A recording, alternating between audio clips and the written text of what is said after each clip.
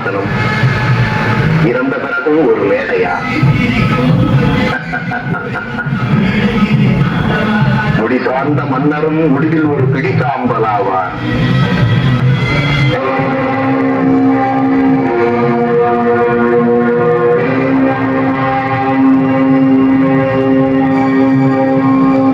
குருட்டே விதி என்ற சூறை காற்று சுழந்தடிக்கும் போது பூவென்றும் பிஞ்சென்றும் காயென்றும் கனி என்றும் கருதுவதில்லை.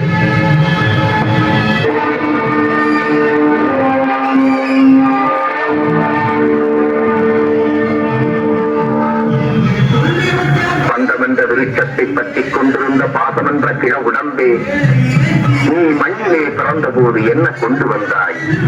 இதோ நெருப்பிலே எரிகின்ற போது என்ன கொண்டு போகிறாய்? நம் நாடு எங்கே? பெரும் வீடு எங்கே? காப்பு நஞ்சை எங்கே? கோப்பு குஞ்சை எங்கே? அதிகாரம் எங்கே? வியாபாரம் எங்கே? மனைவி மக்கள் எங்கே? வைத்த ரொக்கம் எங்கே?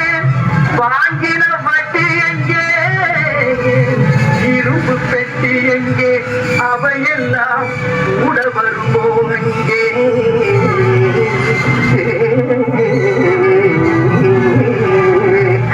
மாநிலத்தை வென்றவர் உண்டு, மாளிகையை வென்றவர் உண்டு, ஆனால் மரணத்தை வென்றவரில்லை.